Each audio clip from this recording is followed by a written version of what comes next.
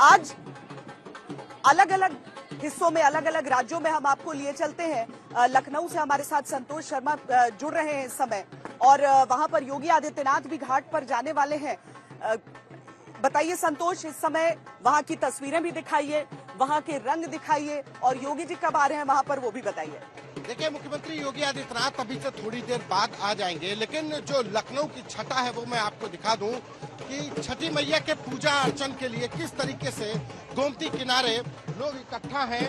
लोग पूरी श्रद्धा के साथ भजन गा रहे हैं।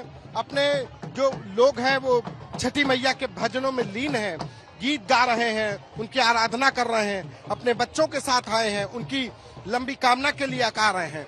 तो जरा उनसे भी सुनी लेते हैं कि क्या गा रहे हैं।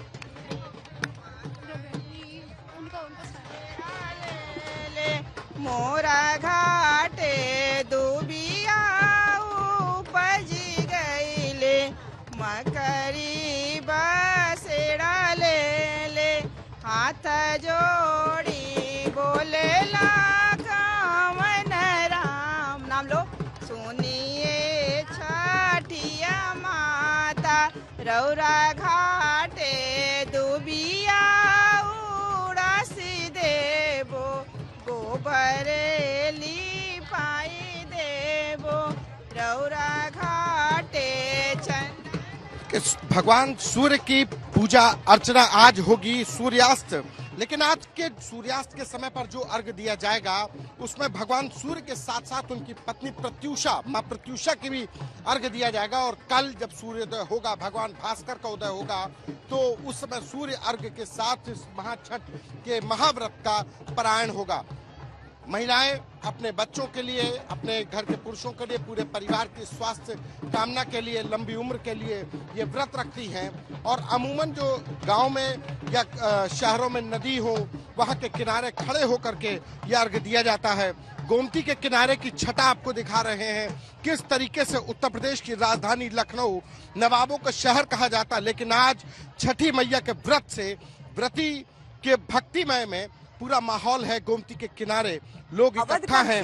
लोगों के लिए आज से बड़ा अवध का क्षेत्र, और कहते हैं जब सीता जी बिहार से मिथिला से विवाह के उपरांत राम जी के साथ गई थी, तो अवध के क्षेत्र में छठ भी देखिए आज भी उसका कैसे अनुकरण किया जाता है वो दिख रहा है। अब यहाँ पर देखिए, आप पुरुषों को भी देख सकते हैं यहाँ पर अर्घ्य देते हुए, क्योंकि जैसे कि मैंने बताया कि अमीर गरीब जात पात कोई भेद नहीं इस पर्व में। उसी तरीके से पुरुष हो या स्त्री हो, कोई भी इस पर्व को कर सकता है। आपको बस इस कठिन पर्व को करना है, आपको वो मन में उतनी श्रद्धा होनी चाहिए, और केवल आपको नहीं बल्कि व्रतियों के जो परिवार वाले होते हैं उनकी भूमिका बड़ी होती है। अब यहाँ पर देखेंगे बूढ़ी माएं आती हैं, वृद्ध माएं आती हैं, बेटे उनका हाथ पकड़कर उन्हें जल तक लेकर आते हैं कि फिसले ना, गिरे ना, वहां पर धंसे ना उस गीली मिट्टी में। उनकी जो बेटियां बहुएं होंगी वो पूरे समय उनके साथ, जो ठेकुआ का प्रसाद कल आपको भी ग्रहण करने के लिए मिल सकता है, उसकी तैयारी में हाथ बटाती हैं। और उसके बाद जो व्रती होती है उन्हीं, वही जो है एक तरह से समझ लीजिए छठी मैया कोई मूर्ति नहीं, साक्षात सूर्य भगवान सामने। छठी मैया, आप जो व्रती हैं वो इतना कठिन व्रत करने के बाद वो उनमें ही समावेश उनका रहता है, और इसीलिए जो व्रती होती हैं उनके भी पांव छुए जाते हैं। और घरों में देखिए ये सब आए हैं, रुकिए मैं जरा बात भी करती हूँ सबसे। आप लोग तो आयोजक हुए ना? जी जी। तो आपने कितने लोगों के लिए यहाँ पर किया है आयोजन? देखिए, हम लोग तो ये मान के चल रहे थे कि लगभग 30,000 छठ व्रती यहाँ आएंगे, और उनके साथ आने वाले श्रद्धालुओं की संख्या लगभग 1 लाख तक पहुँच सकती है। इस हिसाब से हम लोगों ने, मतलब जितने लोगों को यमुना जी में जाने में दिक्कत है, कोर्ट का भी आदेश है और पानी भी गंदा है, तो यहाँ पर आपने फूलों के साथ गंगा जल, जी जी, गंगा जल आया हुआ है। और गंगा जल के साथ आप यहाँ की व्यवस्था को देख सकती हैं। पुलिस भी लगी हुई है, हमारे वॉलंटियर्स भी लगे हुए हैं।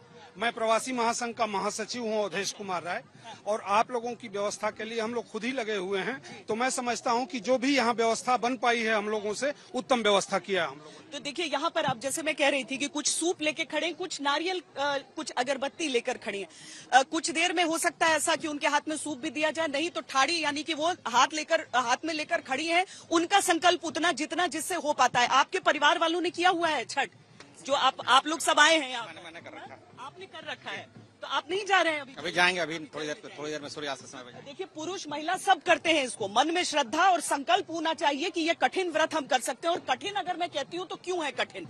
देखिए, 4 दिन का जो पर्व है उसमें सबसे पहला दिन आप नहाते हैं और उसके बाद कद्दू भात जिसको कहते हैं, नमक आप त्यागते हैं। उस दिन से आप फर्श पर आ जाते हैं, जमीन पर ही सोते हैं। आप बिस्तर नहीं, आप टूथब्रश नहीं, आप दातुन करते हैं। सब कुछ, हर एक चीज प्राकृतिक, हर एक चीज शुद्ध। और उसके बाद आपका व्रत, जब रात में आप खाना खाए उसके बाद आपका व्रत, निर्जल व्रत वहां से शुरू होता है।